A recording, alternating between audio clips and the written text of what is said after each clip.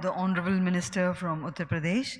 We have a small presentation of 2-3 minutes from the state of Uttar Pradesh. And ladies and gentlemen, once again reminding all our participants to kindly fill in their feedback on the Google Forms so that we can compile it and present it in the valedictory session. Over to you, sir. Can we have the Uttar Pradesh presentation?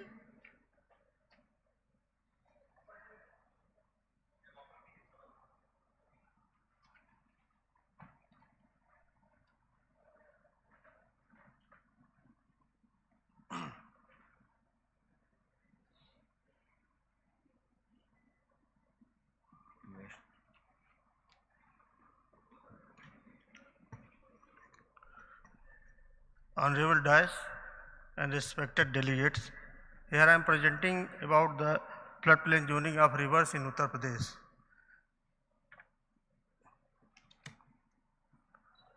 Here is shown the 8 river basin in Uttar Pradesh. As we know, India has been broadly divided into 20 hydrological basins by Central Water Commission for the purpose of river management. In the Uttar Pradesh, there are 8 major rivers.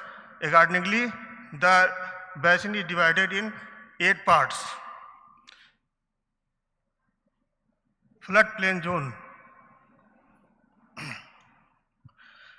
राज्य में हिमालय से निकलने वाली तथा प्रायद्वीपीय कुल 58 नदियां बहती हैं। जल संसाधन विकास नदी मंत्रालय की सूचना नई दिल्ली 7 अक्टूबर 2016 में धारा 3 में यह व्यवस्था है कि बाढ़ मैदान का अर्थ है कि गंगा नदी अथवा इसकी उपनदियों में ऐसे क्षेत्र है जो इसके अधिकतम प्रवाह के संगत अथवा 100 वर्ष में एक बार आने वाली बाढ़ के कारण दोनों ओर जल के अंदर आ जाता है। जी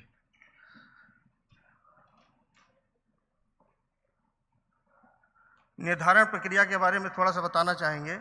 निर्धारण प्रक्रिया में फ्लड जोन निर्धारण करने के लिए हमें बेसिकली 2 चीज़ों की आवश्यकता होती है, एक सैटेलाइट मैप और दूसरा हाइड्रोलॉजिकल डाटा।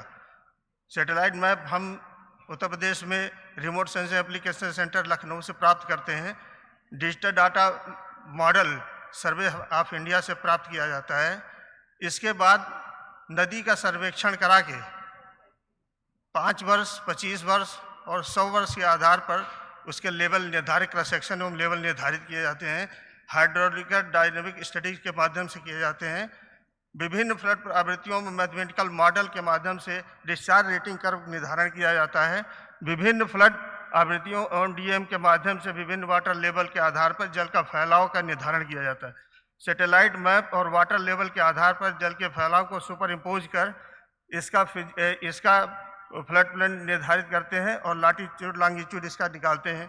उसके बाद इसको ground truth physical ground truth verification करा के और हम फाइनल इसका लैटीट्यूड और लॉन्गिट्यूड निकाल के और फिर इसका प्रक्रिया फाइनल फ्लड प्लेन जो निर्धारित करते हैं। अब तक कुल 22 नदियों पर हमने इस प्रक्रिया को उत्तर प्रदेश में लागू किया है, सरकार द्वारा लागू किया गया है, जिसमें गंगा नदी, यमुना और सोलानी नदी का अब तक फ्लड प्लेन निर्धारित किया चुका है। 15 शेष नदियों का कार्य प्रगति पे है। 4 ऐसी नदियां हैं कि जिनको हम अभी टेकअप करने जा रहे हैं। ये फ्लड प्लेन जोन जो निर्धारित हो चुका गंगा का कानपुर से बलिया तक कुल 15 डिस्ट्रिक्ट हैं। इसमें इसका ये पिक्चर है जो सैटेलाइट से प्राप्त पिक्चर को हम यहाँ शो कर रहे हैं। सोलानी नदी का है। जब फ्लड प्लेन जोन निर्धारित कर देते हैं तो उसमें हम लास्ट में पिलर्स लगाते हैं, उनके जोन निर्धारित हैं। इसका फिगर मैं शो कर रहा हूँ। ये प्रस्तावित फ्लड जोन वर्गीकरण है जिसमें प्रोहिबिटेड जोन 5 वर्ष की आवृत्ति पर, रेगुलेटरी जोन 5 से 25 वर्ष और वार्निंग जोन हमें 25 से 100 वर्ष के बीच में लिया जाता है।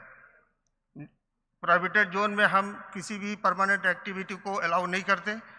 इसमें दिया हुआ पार्क कोई भी टेम्परेरी एक्टिविटी ही प्रोहिबिटेड जोन में की जा सकती है। रेगुलेटरी जोन में कुछ परमानेंट स्ट्रक्चर्स बन सकते हैं, पब्लिक इंस्टीट्यूट, गवर्नमेंट ऑफिसेज है, इस तरह की ऑफिसेज बन सकती हैं।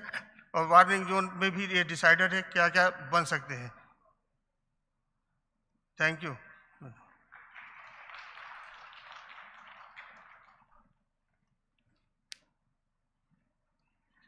Thank you very much indeed.